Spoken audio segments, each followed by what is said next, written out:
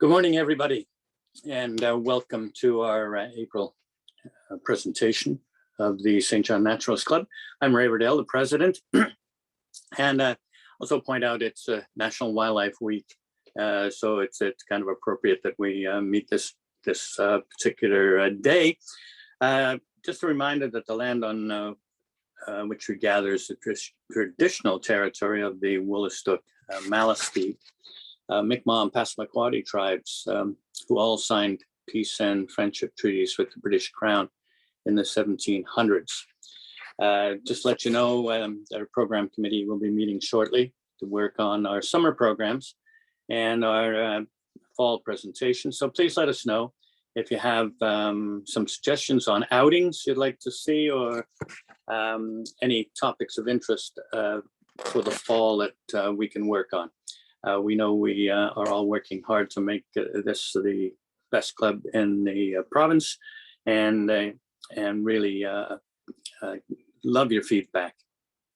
Our bulletin goes out every 2 months. Charles Graves is preparing the one for May and June, and again, he's very open to suggestions, content submissions. So if you have something you'd like to say or something you'd like to submit, just get it to us and it'll appear in that bulletin. A couple of highlights since our last meeting.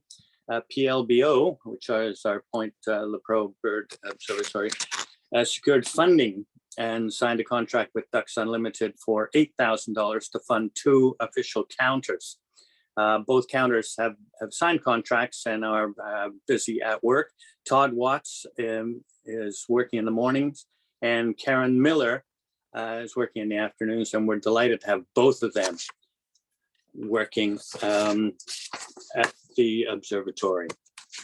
We're actually working on details for a further $22,000 we've secured from the Canadian Wildlife Service, and more news on that at our next meeting.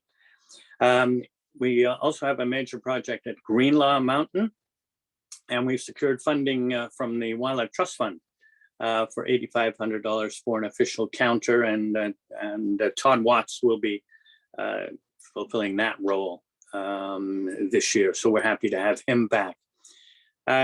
Festival of Nature is a festival run by Nature New Brunswick, and it's coming up on June the 3rd, 4th, and 5th. And it's in Fredericton, and there are some items locally. So I see events at Irving Nature Park, Sheldon Point, Black Beach, and Rothesay. The schedule is online. Tickets will go on sale to Nature New Brunswick members as of April the 11th.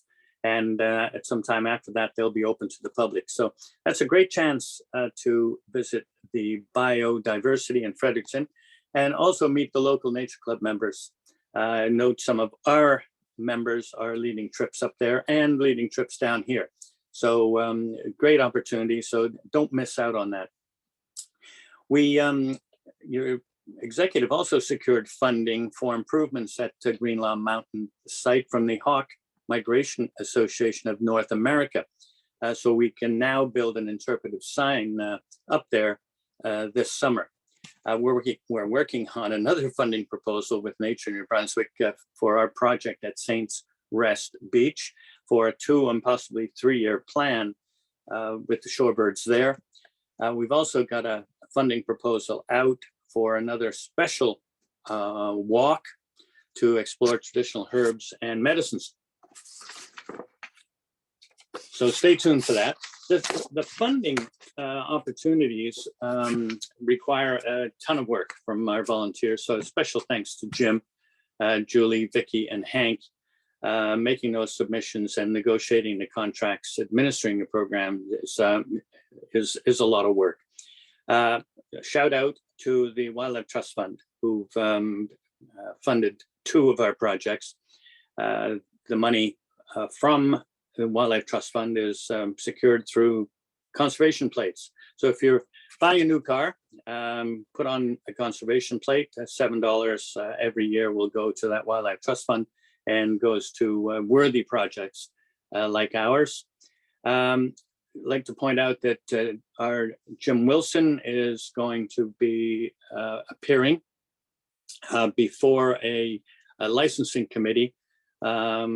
And those licensing hearings are for the Point Lepreau nuclear plant. That'll be done in May.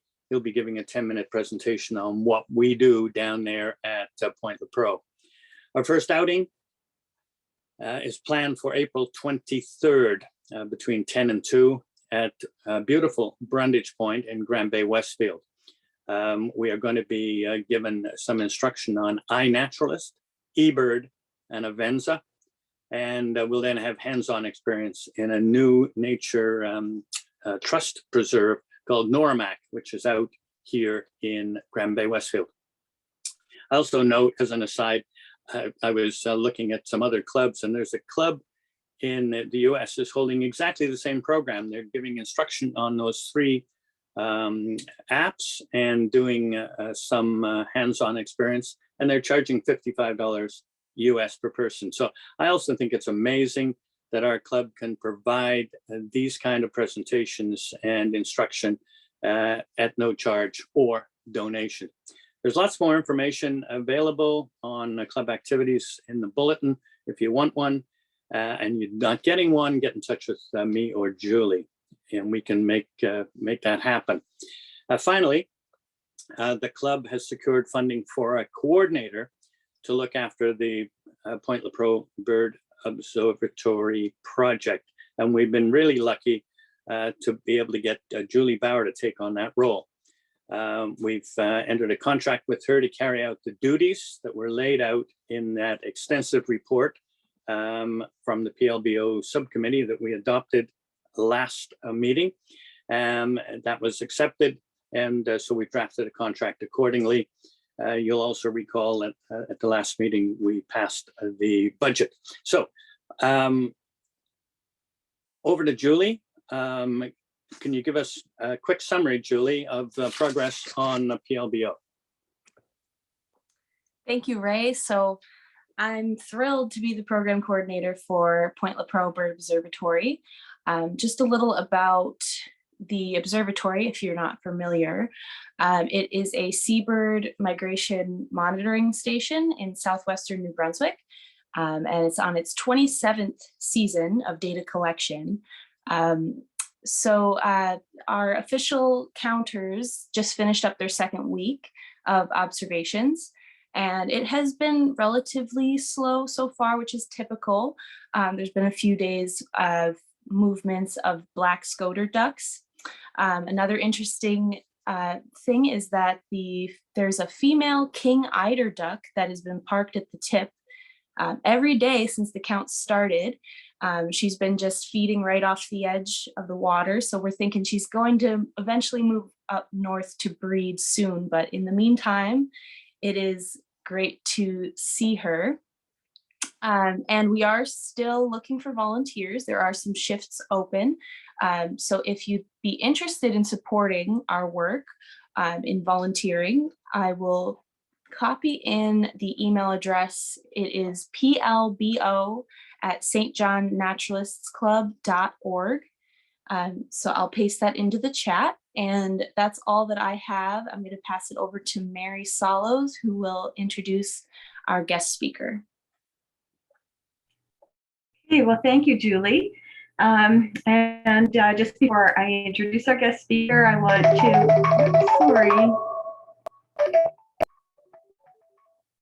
I'd like to just take a minute to thank Jim Russell, one of the members of the program committee who did all the legwork for this meeting and scheduled and made arrangements with our guest speaker today. So thanks for that, Jim. And for all of you, if you have any questions while Kim is speaking, please type your questions into the chat, and then they'll be answered at the end of the presentation. So right now, I'm pleased to introduce Kim Osepchook to you this morning. I had the pleasure of working with Kim many years ago in the zoology department at the New Brunswick Museum. And I remember even back then, Kim talking about her desire to really get involved in organic gardening. After Kim left the museum, she went on to work in the biology labs at UMBSJ. And during that time, she continued to build her organic gardening and business skills, as well as being a great mom to 3 children. So a busy lady indeed. Today, Kim is the owner and operator of Axil Gardens, a market garden based in Quispamsis. She has 17 years of market gardening experience, and her passion is growing food using natural and sustainable methods. Kim sells vegetables and herbs directly to customers at local farmers markets in New Brunswick, including Kingston and St. Andrews. And she has provided fresh produce to several restaurants in Saint John surrounding area, including Chateau Lawn Inn, the Algonquin Resort, the Lemongrass and Oprah Bistro, the Saint John Ale House, Smoking Pig BBQ, and Toro Taco. But that's not all she does. Kim also runs the community-supported agricultural programs that supply 15 to 20 local families with weekly baskets of fresh and flavorful produce throughout the summer. So, as the growing season approaches very quickly, it is my real pleasure to welcome Kim Osepchook. And so, Kim, you can take control of the camera and the microphone from here.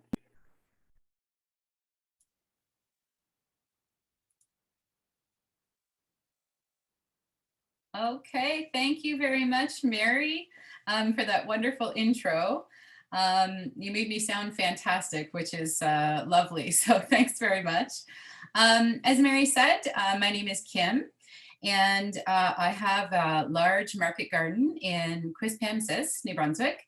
And my focus is on growing vegetables and herbs, and I've recently added cut flowers into the mix, all grown organically and sustainably. I've been building on this space here for about 6 years now. So the market gardens in our space consist of, I have a greenhouse, a large permanent greenhouse, and I have what's called a caterpillar tunnel, which is essentially a high tunnel seasonal structure that looks like a greenhouse, but you essentially take the plastic down during the winter months because it's just not built for snow load. I have 10 raised bed boxes, and I have large gardens that are in ground. So in the past, as Mary said, I have been selling directly to customers at markets. I no longer do that. And I also have done the community shared agriculture system, which I did for the past excuse me, for the past 2 years, essentially as a business pivot to in response to COVID. So previous to that, I had built Axil Gardens with the intention of building in an educational component into what I love to do, which is growing plants, and specifically food plants, but also beautiful flowers. So with COVID, of course, I made a pivot and I did the community supported agriculture, which is the weekly baskets. There are several farms and market gardens in our area that also do the community supported agriculture. And essentially you buy in, you purchase a share in those gardens or farm, and you pick up a weekly basket. So I am actually not doing a CSA this year. I am going to focus more on restaurant sales and also educational opportunities. I do also offer plant starts so that you can pick up your organic plant starts in the spring. And I do workshops and a learning series that will actually be starting in 2 weeks' time. So I guess with that, we'll get started. So I've put together just basics essentially for organic gardening. So I don't use in my gardens any kind of synthetic chemicals at all. I'm not certified organic at this time. Essentially, there was a lot of paperwork that came along with being certified. And I had been certified in previous years, so I'm quite comfortable with the requirements and have a pretty good understanding of what I need to be doing to ensure that what I'm doing is actually organic. So I can't technically call myself organic, but I can say organically grown. So that is basically how I describe what I do in our garden space. So I put together some slides, and we'll start with that. I'm going to just click into my share screen here and we'll get started.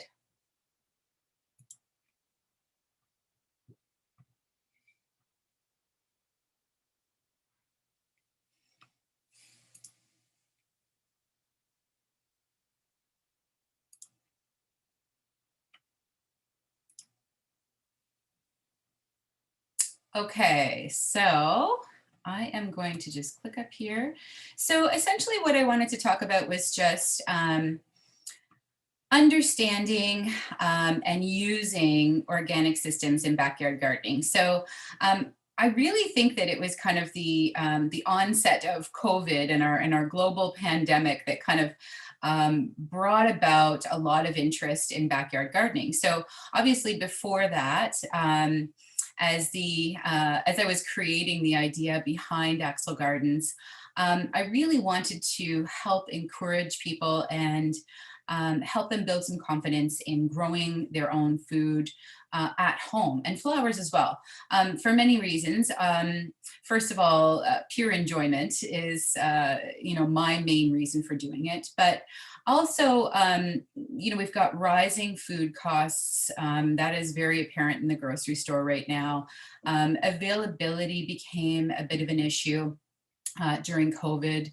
And I really felt like there was an opportunity to help people become more familiarized with growing some of their own food and flowers at home, and how to kind of simplify that so that it's not such an overwhelming and daunting task.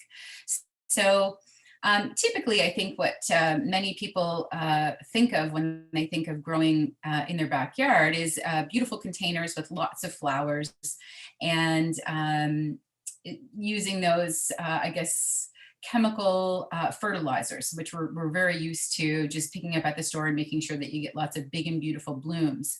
But what I really would like to be able to share with you is how you can start growing a little bit of food at home, and flowers, of course, and how you can be doing that in a way that is more sustainable, more healthy for your backyard ecosystem, and more healthy for you in the end.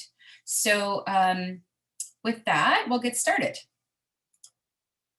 So we call organic gardening, I put it in quotation marks because, probably in the early part of the century, 30s, 40s, we just called it gardening. We really didn't have all of these huge monoculture farms, and we weren't using the same kind of synthetic fertilizers, herbicides, pesticides at that time.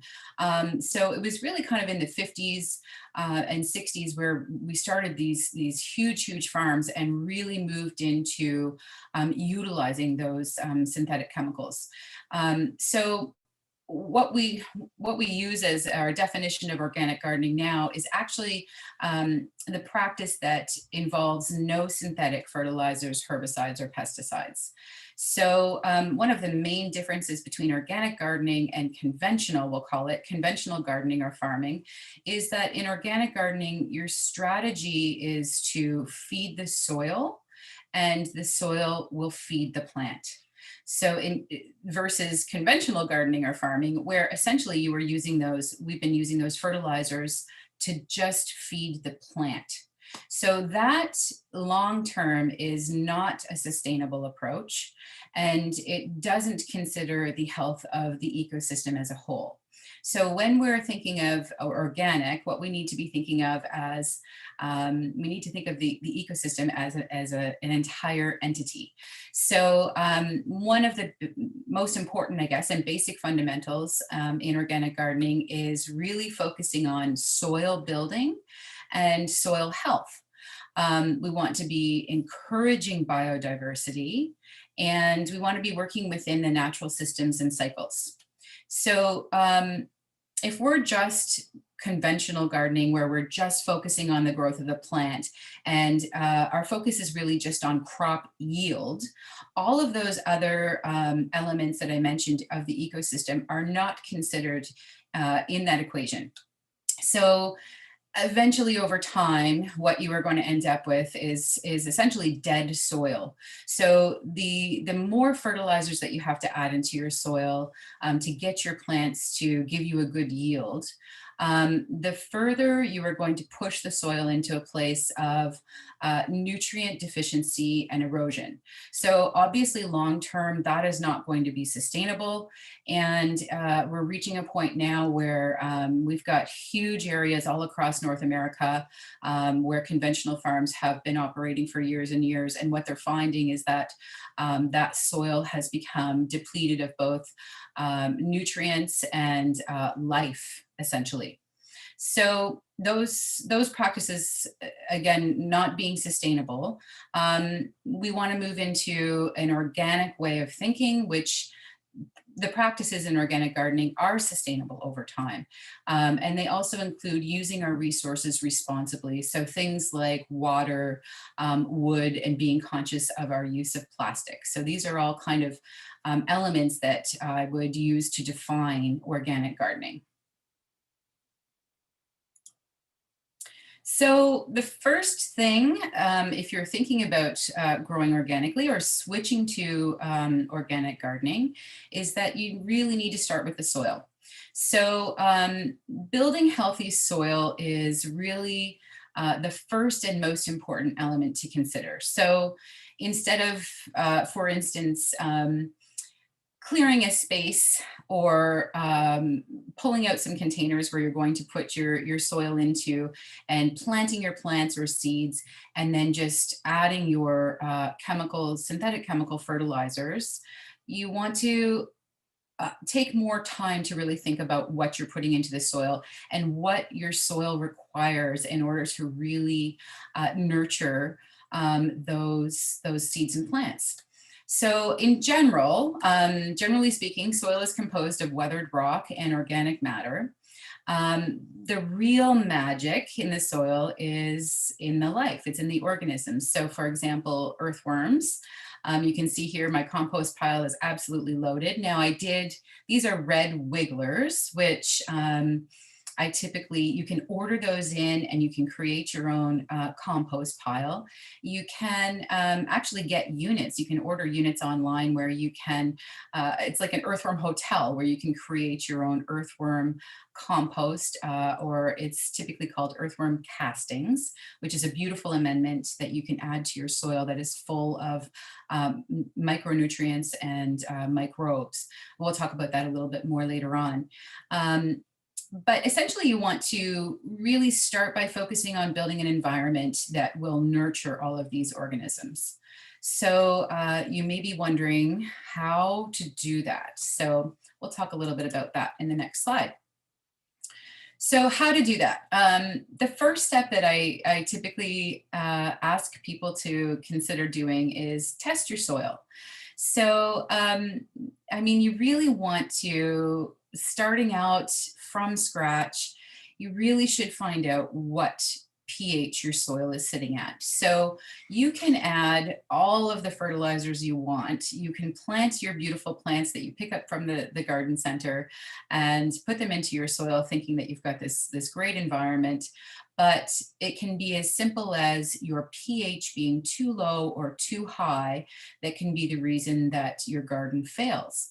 So really, you want to start out by doing a soil test. So there are some basic kits that you can purchase. There's online options. There's Halifax Seed in on Rothesay Avenue. They've got all kinds of different kits, and depending on how involved and how much information you would like to collect from your soil tests, you can go in and talk to somebody there and they'll help you through. You can also, what I typically do, because I have such a large space, is I'll take my samples to the Department of Agriculture in Sussex. You pay a fee and they will send it off to PEI Analytical Labs, and they will send you back your soil info, which is not just going to be your pH. It's basically going to tell you what you need to be adding to your soil in terms of nutrients. So like I mentioned, if your soil pH is off, too low or too high, that's really going to affect your nutrient availability to your plants. So that is why you would end up with very unhealthy plants, because they can't access those nutrients. Even if you've put compost on the surface of the soil, if your pH is off underneath where the root systems are growing, you're going to end up with issues with nutrient availability. So a few basics, and I'm not getting too involved into this, but a few things that I have done in the past for areas where I had acidic soil. So that would be when your pH is less than 6. You can add things like lime. Typically it's dolomite lime. Also wood ash. So those are things that you can add to your soil that will bring your pH up. If your pH is really high, so let's say 7 and up, and it's more alkaline, you can add things like aluminum sulfate, and you can also add organic matter. That will help when you have alkaline soil. If you want more information on that sort of thing, you've done your pH test, let's say, and then you're not really sure what you need to be adding and in what quantities you need to be adding it. Again, I would recommend that you go into Halifax Seed, have a chat with them, explain what you're trying to accomplish, and they'll help you through that process. One more item in building healthy soil is switching to no-till methods. So I think for years and years and years now, we have all kind of developed this idea that early in the spring, we need to turn our soil over to get it worked and loosened up and ready to plant. Well, over the past, I would say probably 15 to 20 years, a lot of small growers, small market gardeners, backyard gardeners are really moving into this no-till approach, where essentially you are not going to turn your soil over at all.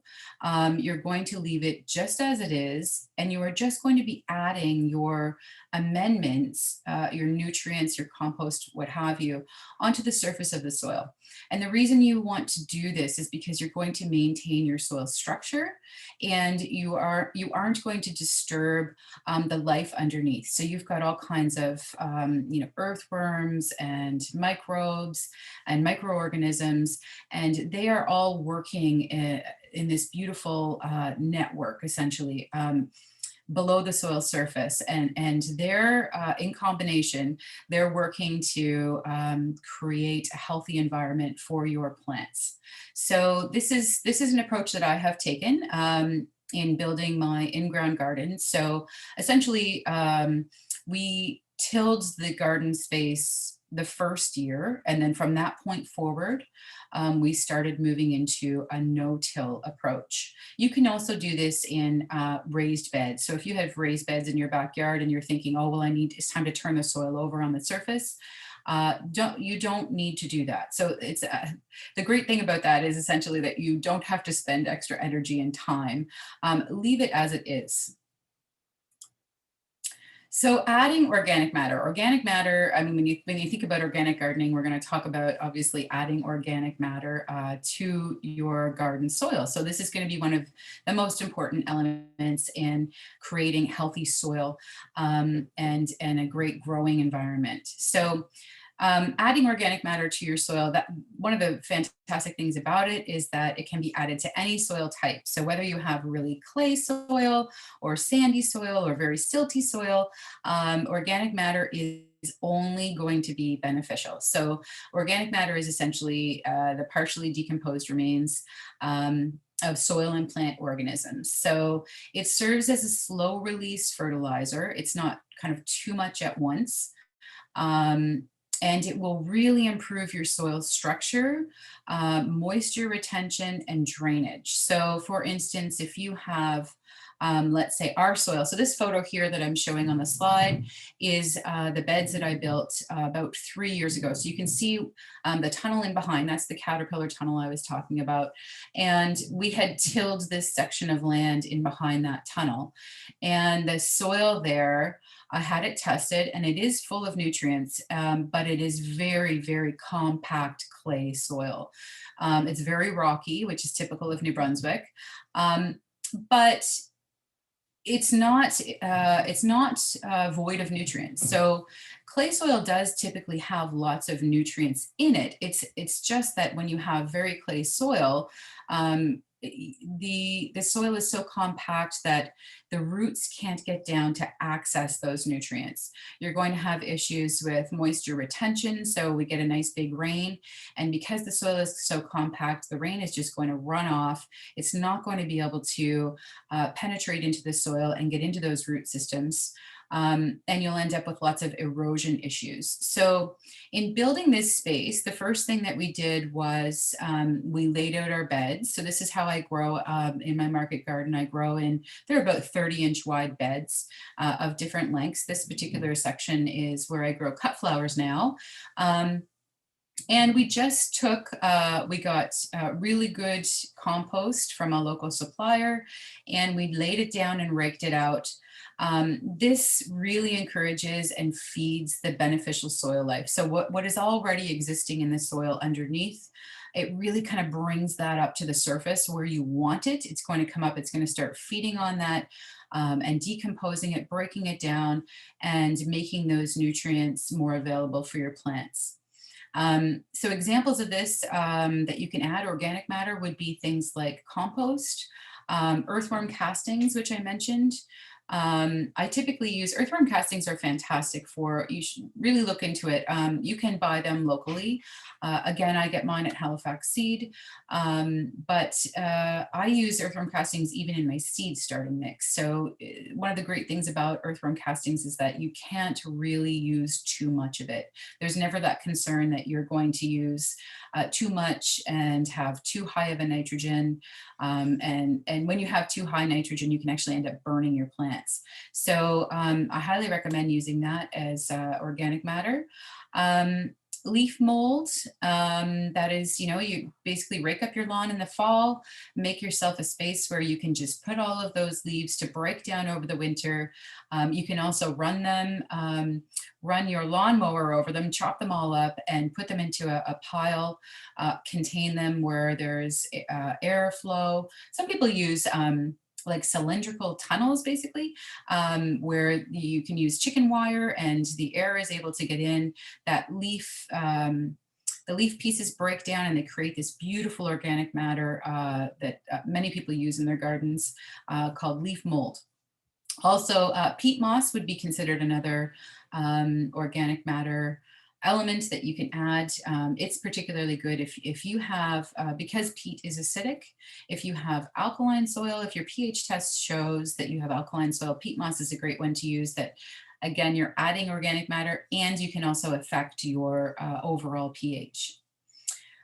In the raised bed area of my garden, if you wanted to build a raised bed this year, for instance, and you want to try gardening in the backyard, which I highly recommend, what I did with my raised beds is I went around the property, and we have about a 1/4 acre, and I just collected up in the wheelbarrow rotting logs, basically anything that was kind of carbon based. So straw, I had some leftover straw that I had used to mulch the strawberries, and I pulled that all off.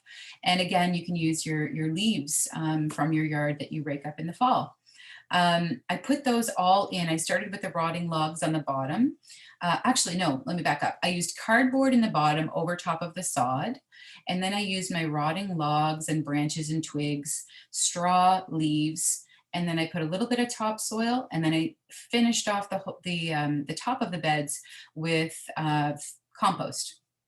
So if you're planning on building in ground, you can take an approach similar to what I have here in the photo. If you're doing raised beds, don't spend a fortune buying topsoil and compost to fill it. Really use those basically bits and pieces and scraps that are around your yard. All of those things are going to bring in the life. The cardboard that's on the bottom above the sod is just going to kill out those weed seeds, kill out your sod, and then it's going to break down, and you're going to bring in the life that is in the soil underneath up into your raised beds, and that's what you want. Now, I guess in year 5, my raised beds are, the soil in the raised beds is absolutely beautiful, really easy to maintain, a lot less weeding, and I really recommend that approach. So organic soil amendments or additions to the soil that are going to help. So let's say you go and get your soil test, which again, I think is the first place to start when you're going to be growing a garden. Let's say that your soil test shows your pH is great, but your soil test shows that you're lacking critical nutrients.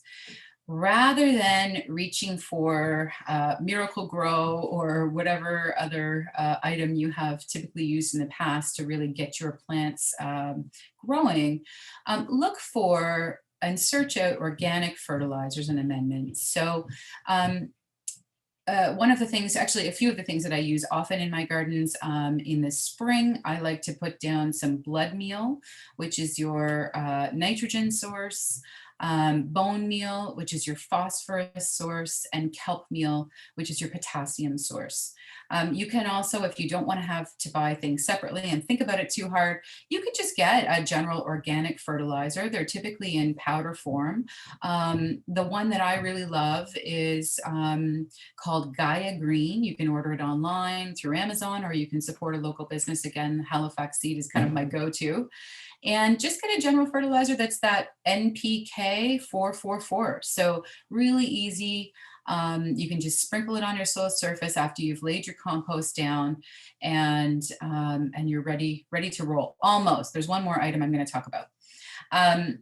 But organic soil amendments versus synthetic chemicals. Our organic soil amendments are animal, mineral, and plant-based. So the animal examples would be the bone meal, the blood meal. Mineral examples would be the lime that I mentioned, and Epsom salts. I often use Epsom salts. If you have never heard of this for use in your garden, look it up. They are quite useful, both at transplanting time. If you find that in your soil test, your magnesium is low in your soil, Epsom salts are great to add magnesium. And then plant soil amendments would include things like mushroom compost and peat moss. So you've got your soil figured out, you have created your garden space, and you want to go look for seeds and plant starts for your garden. So first of all, when you're going to look for your seeds, you want to look for on the seed packets, either they'll say organic seeds on them, untreated, or heirloom and open pollinated seeds. So this is what I use. I don't always buy organic seeds. I mean, if I was certified organic, I would have to, that would be a requirement. But where I'm not certified, I'm happy with using untreated seeds too. So untreated just means there are some seeds that they will actually use a chemical inoculant, and they often use them on beans and string beans, for example, and you'll see a pink powdery coating on the seed, and I steer clear of those. So I just go for the organic, untreated, and my favorites are typically the heirloom and open pollinated varieties. So heirloom varieties are typically those that have been around and saved. over years and years and years. They're heritage varieties. And the fun thing about heirloom is that you can not only save your seeds at the end of the season, and those seeds, when they grow the following season, they will be true to the parent. You can also get all kinds of really fun and interesting varieties. So, you know, we're quite limited. We don't realize, I don't think, when we go into the grocery store, how limited we are in the types of vegetables that we can access. So really exploring what's available for heirloom varieties opens up a whole new world as to what you can be growing for food at home, or flowers as well. And they have quickly become my favorite. I save my seed often from year to year. And this year, all of my tomato varieties that I'm growing are saved from previous seasons. So then there's the question of, okay, well, there's the hybrid and GMO. I don't want to go too far down this, but I just want to assure you that it is safe to also use hybrid varieties. So when you're looking through a seed catalog, or if you're looking on the seed pack in the store and you see F1, that is essentially indicating that you've got a hybrid variety, which is a plant-plant breeding. So they are typically bred for specific characteristics.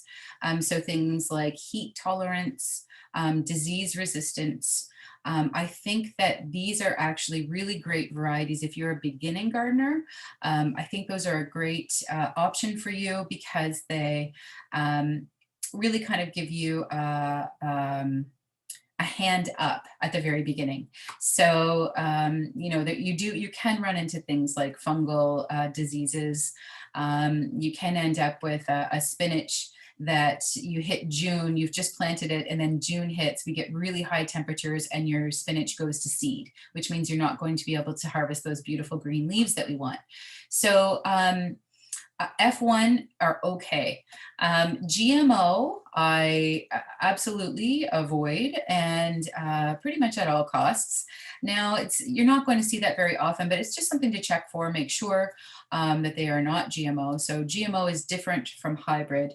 GMO are basically bioengineered. So those are, the genes have been crossed with non-plant organisms. So it's not simply just plant breeding, it's bioengineering. So I tend to stay away from that, and I would recommend that you do as well.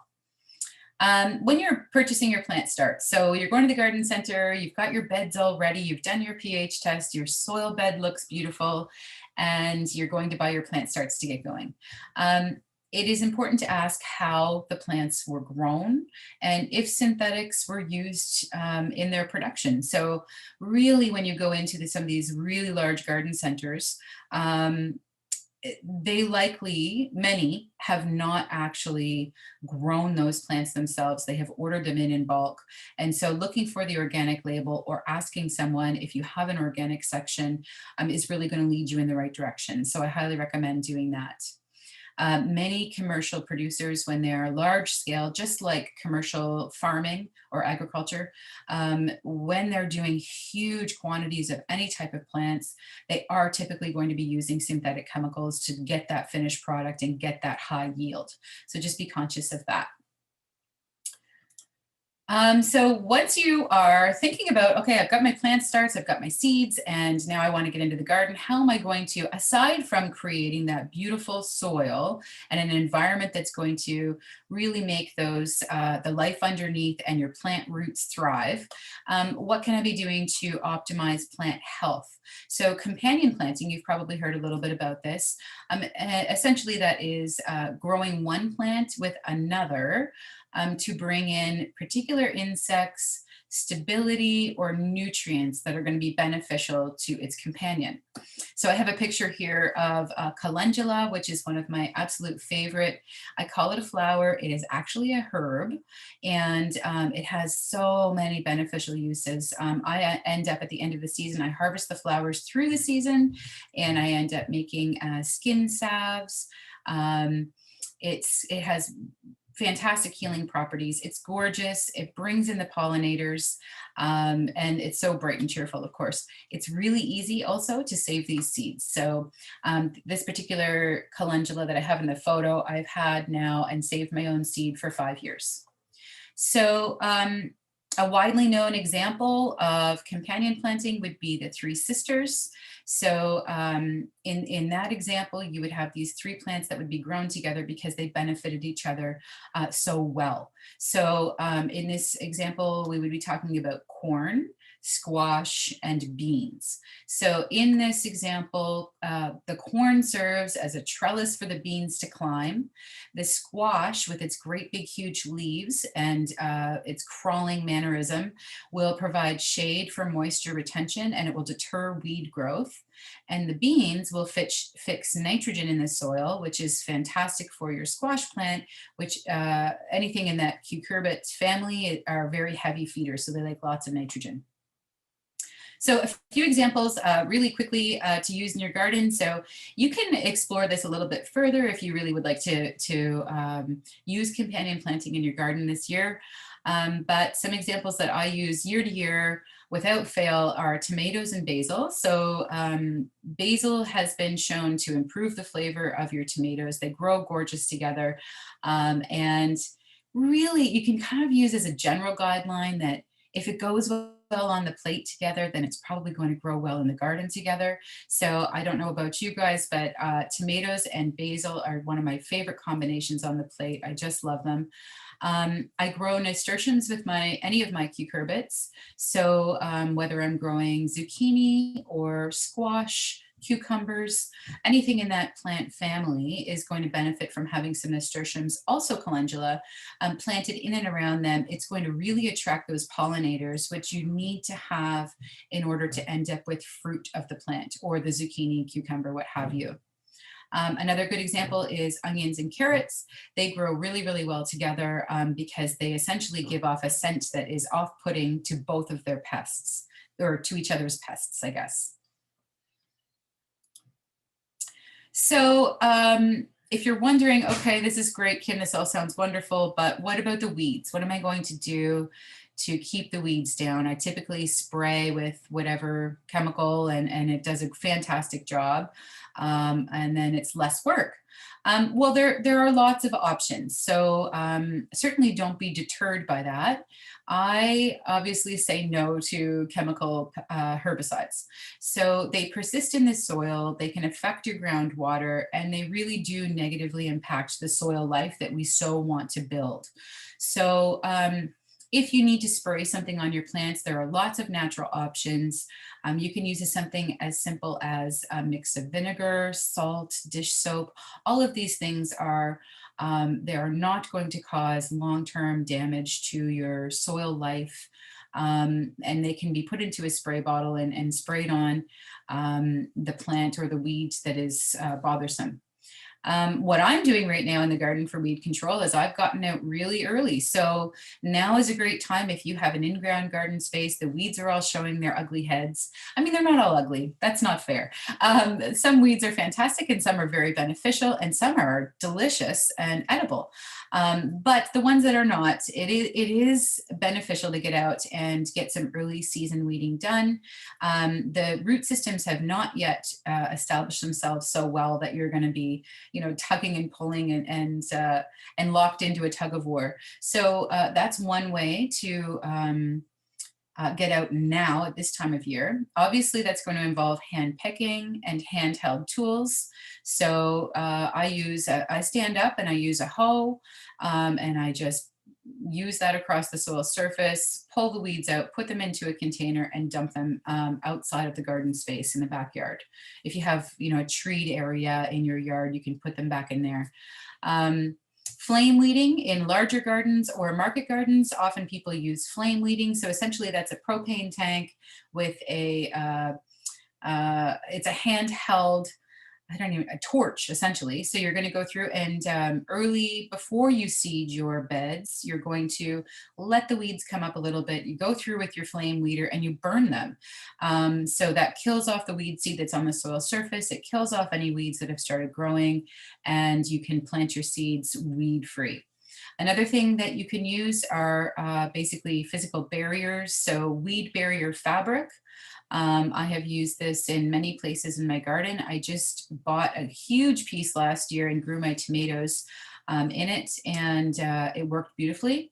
You can also use the combination of, like I mentioned before, with the raised beds, using cardboard or paper in the bottom of your bed, I guess, or walkways, wherever you want to keep the weeds down. You don't want open soil, essentially. You don't want exposed soil. You always want to cover that up for so many reasons, but one of them being keeping your weeds down. So in some of my garden beds, you can see in this photo that I've got the beets growing in the front, the carrots are growing in the back, and in between you can see that I've got some wood mulching there. So what I did was I laid down cardboard, so just it's a great way to reuse your cardboard waste, and laid it down in sheets. I cut it to size so that it would fit in the walkway, and then I just laid down mulch over top of that. So that will really help keep your weeds down in the areas that you don't want to spend time weeding. Tarping, so a lot of people will say you have a space in your garden that you want to grow in, but it's got sod or lots of weeds, and you don't want to till it. So again, in line with the no-till approach, you can use tarps. So typically they are they're a dark color, and you will pin the space down, however large of an area you want to cover and start growing in. And typically they go on and they will stay on that space for months at a time, sometimes entire seasons. And you essentially are going to kill, the sun is going to beat on that space, on that dark color, and it's going to kill everything underneath it. So that's a really nice approach if you don't want to till, you don't want to turn all of your soil over, or maybe you don't have the equipment, but you want to start a space. That's a really good approach. And then mulching, of course. So now, careful with colored mulching. This was something that I learned. I did a little bit of reading, and you really want to find out, you see lots of people with that really dark black mulch or that red mulch, and it's not so much that the dyes in those, it's the wood itself. So many of those mulches are made with recycled wood, and they may or may not have been treated with chemicals like creosote. So you'll just want to check in on that, make sure that you know the source of the wood for that mulch that you're adding to your garden space. I suppose it's not as big of a deal if you're just growing flowers, like say your ornamental gardens, but certainly if you want to switch to organic or you're growing food, you would want to look into that for sure. One thing that I have found in taking this approach with using the wood chips and wood mulch in the garden space is that the increase in fungal activity. So mushrooms popping up everywhere. And I know people sort of panic when they see that in between their plants. And even the first year, I kind of wondered, but is this healthy? But it actually is a really wonderful sign that you are creating this whole network of life underneath the soil. So when you have mushrooms above ground, you have mycelium underneath the soil, and that is all beneficial in creating your garden ecosystem. Okay, so you can use, let me just talk a little bit. So this is the outside garden space where I mentioned I'm growing flowers. So you can see the approach that I've taken here. I have no bare soil. So this fork that you see in front of you with the two-handled fork, that's called a broad fork. And what I do in the spring, so this is currently what I'm doing outside right now, I'm laying down fresh mulch in the walkways. That just keeps the bare soil covered up so that there are less weeds coming up in those walkways. Again, you can use cardboard underneath. The beds themselves, you're probably wondering, okay, well, I've got this really clay soil and I put the compost on top. How is that really going to help with drainage? Well, this is the tool that I use rather than tilling. So it's especially important in a no-till environment. You can also use just a regular garden fork as long as you have those prongs that are going to stick into the soil. But essentially this tool goes through and it aerates the soil. So it's going to create space. You push these tines, they're about 8 inches long, into the soil. You push the two handles forward and back, you wiggle it a little bit, and then you move back and continue down the bed taking this approach. So basically what you're doing is you're creating air spaces. You are for those roots to develop and be able to penetrate into the soil. This particular spot, like I said, was very clay when I first began it. And you should see the soil now after just 3 years. It's just an unbelievable transformation taking this approach. the walkways here, so I just contacted a local arborist. This doesn't have to cost you a fortune. You do not have to go buy all kinds of bags and bags of mulch. I contacted a local arborist, and they obviously go around and they cut down trees, and they're looking for places to dump their chips. So I had him deliver some, and I used that. It's free 99, so it's a great deal. So this is another reason that you don't want to be turning the soil over, and an advantage to this no-till approach and just using your garden fork for aeration is that you're not bringing those weed seeds that are underneath the soil to the soil surface. So that's also going to help with your weed control because they're staying underground and dormant. They don't have exposure to the sunlight. And so I've had really good luck with this approach. Another thing you can do early in the season is you can be topping your weeds. So yes, the plants are going to grow. You're going to get weeds. It's inevitable. I have them everywhere. But if you can get to them and top those weeds, so essentially when you see the flowers forming, obviously the next step in a flower is seed. So if you can get it when you see the flowers forming and cut those off, if you have big areas of weeds like I do, I top them. So it's not so much that you need to pull the entire root out. It's that you just don't want it to go to seed. So you're trying to minimize the number of weed seeds that you have in your space. So whippersnipper is great for that. If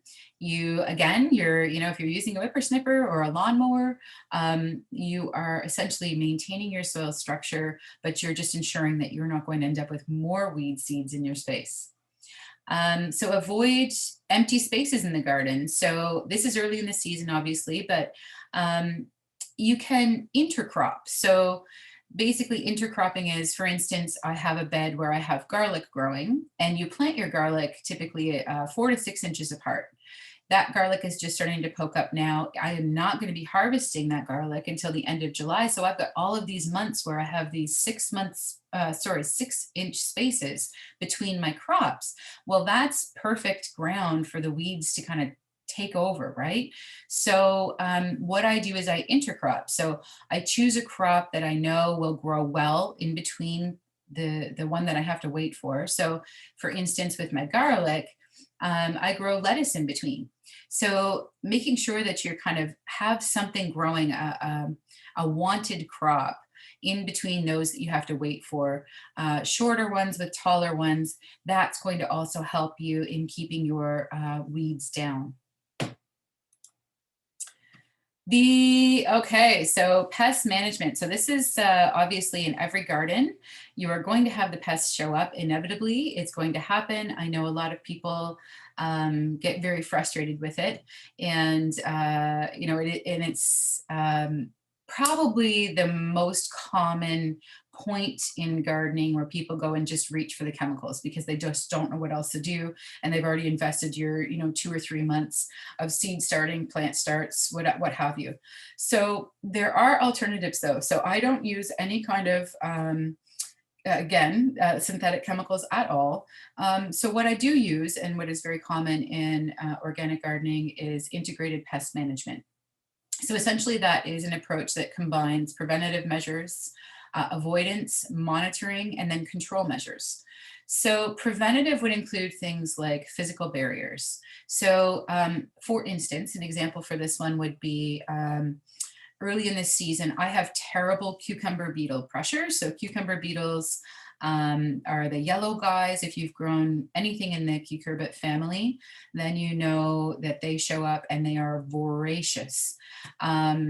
They have this appetite for all things cucurbit, and they will destroy your plants. So what I use early in the season as a preventative measure is a physical barrier in the form of insect netting. So you can buy insect netting through any garden center company. And basically I use just metal hoops, almost like, I guess the same kind of size and consistency as like a coat hanger, but they're straight, and you just curve them over your bed and you lay your insect netting over top of that plant. So I use them for starting my zucchini early in the season, my cucumbers early in the season. When the plant is really young, it does not yet have flowers, And you really just need it to size up, establish its roots, and get some good growth on it that it can then withstand pest pressure. So last year, for instance, I had, as soon as I put my plants in the ground, this also stands for my brassica or broccoli, cauliflower, kale, anything in that family. I do the same thing with those very early in the season, and I put the netting on immediately as soon as they go in the ground. I had fantastic success last year using this method, and basically with the cucurbits, the zucchini and the cucumbers, I took it off once the plant starts to flower. So once the plants have established themselves, and they're looking really healthy, you start to see flowers are blooming. Well, that means that you need to have, the pollinators need to have access to those plants in order to create the fruit. So you can take the netting off at that point, and let the pollinators in, and just kind of keep a close eye on that. So that's an example of a physical barrier. Plant collars, so things like, I don't know if any of you are familiar with cutworms, but I have them all through my garden space. They're terrible because you go out to the garden, you plant your beautiful seedlings, your plant starts that you've spent your money on, you take the time to plant them and lovingly get them into the garden space. And then you come back the next morning and your plant is cut off at the stem, laying in the soil, and you're going, what the heck just happened? Well, it is a worm, a caterpillar essentially, that is underneath the soil. It comes up at night, and just as an aside, I have been known to go out at night with my headlamp on and dig through the soil and pick these critters out because they are so destructive.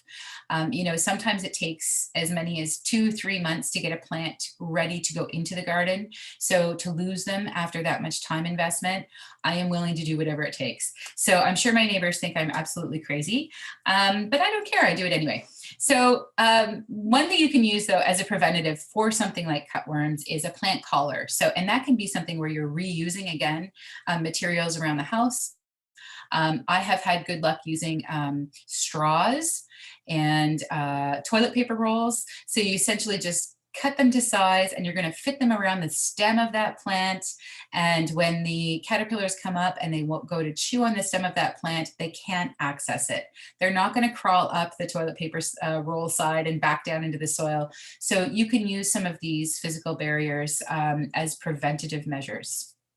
Making sure that you clean your tools and equipment. So you want to make sure that you're sterilizing equipment when you're going from crop to crop and job to job. And I do struggle with this myself, but it is good practice. You're just going to avoid spreading disease like bacteria and fungal issues. In terms of the avoidance part of your integrated pest management, you are going to be choosing, like I mentioned, the F1 or hybrid varieties when you're picking your seeds, especially if you're a beginner. You pick disease-resistant varieties. So there are certain crops that are more prone to fungal issues, for example, basil, tomatoes, zucchini. If you can pick more disease-resistant varieties, you're again going to give yourself that hand up and avoid problems. Crop rotation just means from year to year, you don't plant the same crop in the same space in your garden. That's going to help avoid future problems. And then optimizing your plant health. So again, that's building your soil, companion planting, and constantly monitoring, which is the next thing that we need to talk about. So every day I do, it doesn't take a long time, but I do a walk through all of my gardens and I inspect everything. Not just the top of the leaves, but as in this picture shown, you can see these two little teeny tiny white spots. And so when I do inspection of the gardens, that's what I'm looking for. I'm just looking for anything above the leaf, below the leaf. Often our pests are laying their eggs underneath the leaves of your plant. This is Swiss chard, and those eggs are leaf miner eggs. So this is a particularly nasty pest. I usually get it in leafy greens like spinach, Swiss chard, not often lettuce, but kale. And what they do is it's a fly, and it comes around and it lays these little teeny tiny eggs on the bottom underside of your leaves.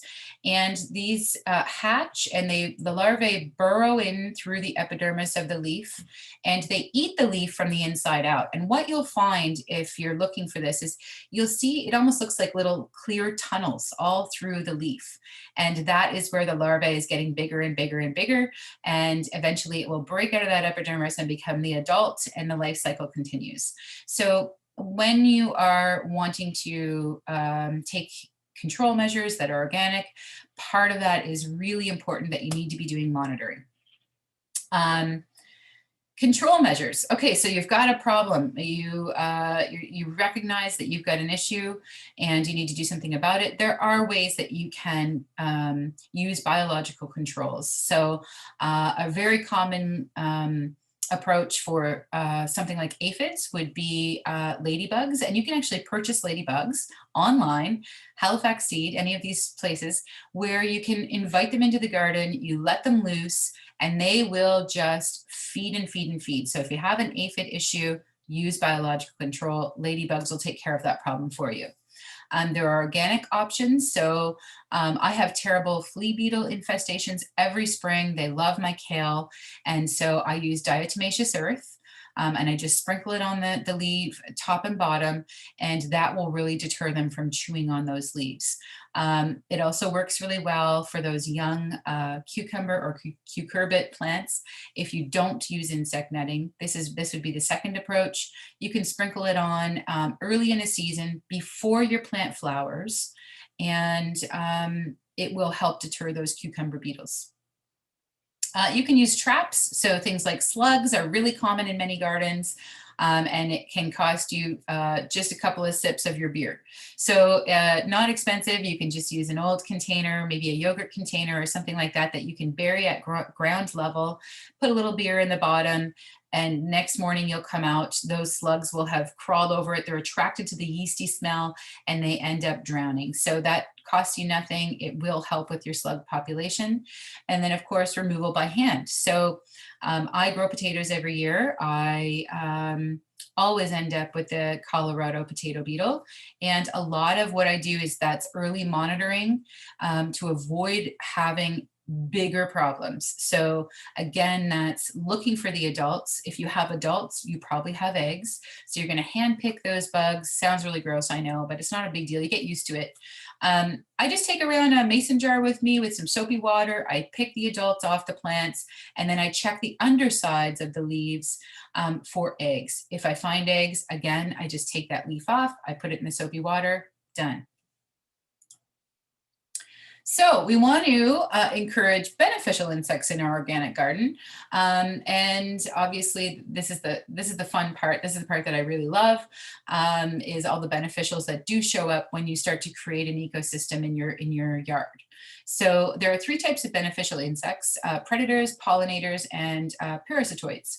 Examples of predators would be your ladybugs, your ground beetles, lacewings, spiders, centipedes, dragonflies, as you can see here. So again, this has been 4 or 5 years that I've been building on this space. Last year was the first year that the dragonflies showed up. It's sort of that. It sounds really hokey, but it's sort of that if you build it, they will come. If you're creating this ecosystem in a healthy manner, using organic practices, you will each year see more and more life. And it's really exciting.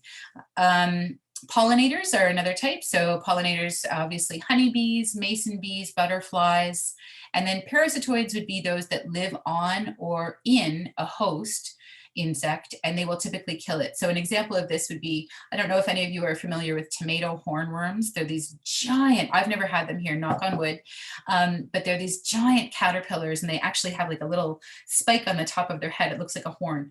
And there is a type of wasp that lays its eggs on the caterpillar surface, a skin surface, or whatever you call it. And they hatch and they actually eat the caterpillar from the inside out, which is disgusting and cool at the same time. So those are your three types of beneficial insects.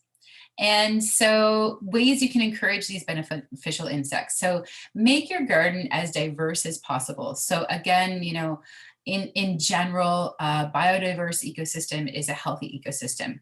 You want to create habitat and provide food by including lots of insectary or flowering plants.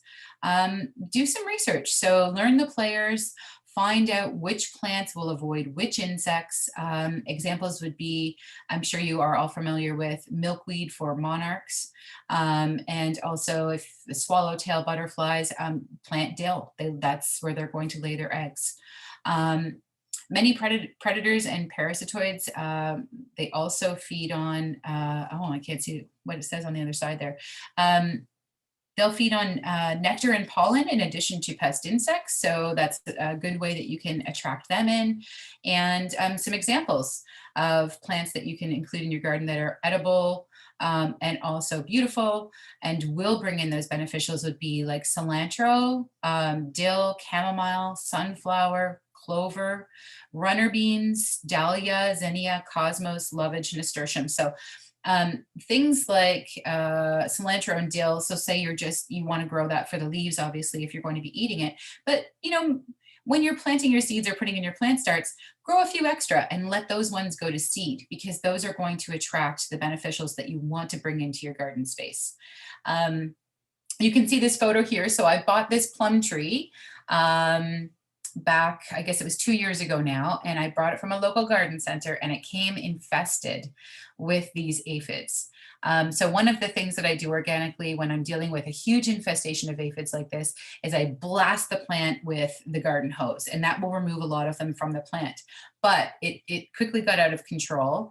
And interestingly, what showed up was the ladybugs to lay their eggs on the plant. And you can see the larvae here, both in the middle of the screen and in the upper left corner. And they've come and they have a voracious appetite and they help put the system back into balance. That is one of their food sources, the aphids.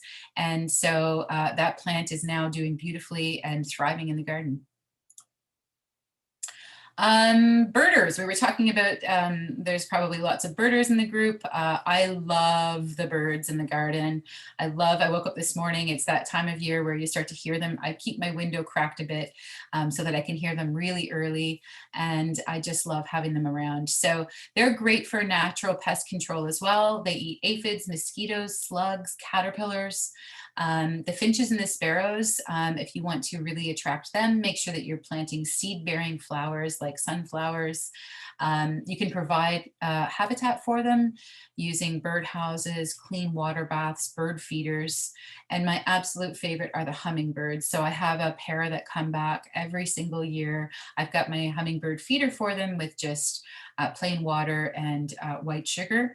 But I also plant lots and lots of scarlet runner beans for them and pineapple sage, and they absolutely go crazy for them. They've gotten so tame now too that I can actually sit very close to them and be working in the garden and they're used to me. It is a joy, let me tell you. So I don't know how much time I've taken here, Emily. I didn't even look at the time. Okay, we're 11:15. Final thoughts and tips. So all in all, I guess the message here is start with your healthy soil. I mean, that's where you need to really start. There's no point in planting your seeds. There's no point in planting your plants into soil that is not healthy. The healthy soil is going to create a healthy ecosystem that is going to make healthy plants that are going to make you healthy when you eat them, when you go out to harvest fresh from your garden. If you're new to food gardening, start small. So don't overwhelm yourself with a giant space. Start small. You could do some containers on your patio. Add elements as you learn to manage what you already have. I have made the mistake of going big too soon before I really learned, and it becomes very overwhelming and frustrating very quickly. So avoid that. Grow what you love to eat. So if there's certain vegetables that you really love, cucumbers, or you really love tomatoes, or you just love fresh greens, grow those. Toss the synthetic chemicals. Get rid of them. Do your research, ask questions, and have fun with it. That is essentially it. Thank you so much, Kim. So we do have time for some questions. If anyone has any, they can put them right into the chat, but you have been getting quite a few through your talk. Okay. So the first one here, and I've never heard of this before, I had to Google it. Do you recommend the hugelkultur method? Yeah, so that was the same philosophy that I was talking about with raised beds. So that's basically what hugelkultur is. So you're just using your carbon-based scraps and pieces from around the yard, and you're building on that. And that's essentially going to increase the soil life that you want to bring into your bed and create that ecosystem within the soil that's going to grow healthy plants. Another question here, how do we discourage unwanted visitors? And I think by that he meant like deer and things like that. I know you talked about unwanted like pests, like insects and stuff. Right. I have found the only thing you can do for deer specifically is you have to have a physical barrier. So I've tried everything. I've done, I'm in a deer highway, literally, where I'm growing this particular piece of land in Quispamsis. And I've tried electric fencing. I've done 3 lines. I've done 1 line. I've tried to trick them and do zigzags in between. And it's just not worth the headache. Put a fence up. And ideally, you need your fence to be a minimum of 6 feet, because I've watched the white-tailed deer jump as high as 8. So if they really want in that space, they're getting in. I have ordered and used this deer fencing from deerbusters.com for many years, and it's been fantastic. Okay, another question. Are GMO seeds marked as such? That's a really good question. Perhaps not, but the ones that are non-GMO will say non-GMO. Right. Okay. If you're buying organic, then if the label says organic, then you are definitely not, there's no concern of that. And they can't not label GMO seeds. So basically, I think rather than going the negative route, go the positive route. Look for organic, look for untreated, or look for those F1 hybrids. Okay, another question. Do you have any, do you also have natural areas on your property outside of the organically garden area? And is this type of space important to your crops? As in, am I growing, like, are there native plants growing around? Right, like just natural spaces, and do they benefit your crops at all? I would say yes, for sure. So in behind the house, in an area that is completely non-fenced, I have basically I have a beautiful crop of goldenrod, which is, again, it's going to be one of those plants that really brings in the pollinators. It's a really important food source late in the season into fall. But I have, yeah, so we have all kinds of areas where we're not growing.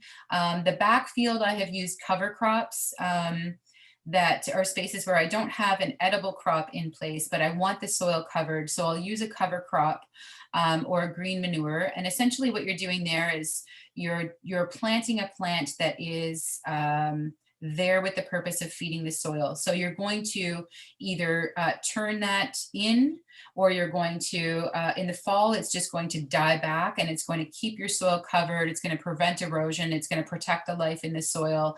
And then in the spring, you're going to go back and those plants are dead, and you can basically flip them into the top couple inches of soil and provide more nutrients. Right, okay. And do red wigglers outcompete other worm species that we would normally have on our properties? I haven't found that, no. Specifically though, the red wigglers, those are the ones that I use in the compost pile specifically. You will find those in your garden space, but it's not like I find all kinds of them in the garden space itself. So they will break down your compost pile very efficiently. If you want to, say, start a worm hotel, I've done one in the kitchen, and I did it as a science experiment with my grade 7 son. And we just used our kitchen scraps and newspaper and coffee grinds. And if you're doing it properly, you can utilize all of the worm castings, because you don't need a great quantity of them, of course, for them to be so beneficial. But we ordered them and we used them right in the kitchen, used our kitchen scraps and the shredded newspaper, and made beautiful earthworm castings for the garden. That's great. Could you give us any details about your other workshops and educational programs? Okay, yeah, great question. So, and thank you for the opportunity for asking that. So I actually, in 2 weeks time, so what I've been doing for the past 2 years with COVID is, like I said, I moved to approaches where there wasn't as much in-person contact. And so I did the CSA, the Community Shared Agriculture, but I also moved my learning opportunities to online. But now that we're kind of through the worst of it and I'm feeling very confident and comfortable, I am moving back into in-person learning opportunities. And so what I'm doing this year, I have what's called the Growing Together membership. And essentially it's the opportunity to learn how to grow food and flowers at home with in person this year, my advice and guidance. So what we're doing this year is a 3-part workshop series, and it starts in 2 weeks. April 23rd is the first workshop, and we start with our cool season crops. We plant everything, so I teach you all about the crops that you're planting, how to properly plant them to get started so that further on down the road for following years, you know what you're doing. And then you can leave your tray with me. I'll baby it in the greenhouse. You come back in May for the second workshop, and I'll be showing you how to transplant those cool season crops into the garden bed. And then we start our warm season crops like cucumbers and zucchini. And then we move forward to the June workshop, and we'll be transplanting those warm season crops out into the garden. So you learn how to start your seeds for cool season, which again, you can do in the fall, how to start, how and when to start your warm season crops, how to transplant properly into the garden, how to care for those plants and properly fertilize, preparing your garden beds like we just talked about, and then 6 months of a garden guide booklet that you can take home with you. And basically it's going to keep you on track through the garden season with your care and maintenance of your garden plants. That's awesome. Yeah. So can we just find that right on your website? Is it axilgardens.com? It is. It's www.axilgardens.com. And actually, I did a post about it this morning. I'm on social media as well. So I'm on Facebook, Axil Gardens, and Instagram at Axil Gardens. So certainly reach out. You can just email me at kim@axilgardens.com. And if you have any questions, and I'm happy to answer those. Awesome. Thank you so much. I'm going to pass it over to Mary. Okay. Hey, thanks, Julie. And Kim, that was wonderful. I'm sure you could just talk about this forever. There's so much information, and it just sort of rolls off your tongue so naturally. And I know I'm going to have to rewatch this a few times. I started taking notes diligently, and then thought, no, I just have to watch it again. Okay. But as we speak, my husband and grandson, I can see them outside working on the compost pile. So awesome. Have to get out and give them some more tips. But yeah, some really fabulous information, and some of the details that, when we're reading about it ourselves, we tend to skip over some really important stuff. So Yes. Thank you so much, Kim. No problem. That was wonderful. Thank you. Okay, so for everyone else, and for you, Kim, as well, just to remind you that of the upcoming outing on April the 23rd at Brundage Point. So if you haven't registered for that already, you can please do that. Just visit the website. And then our next meeting will be Saturday, May the 21st at 10 a.m. on Zoom.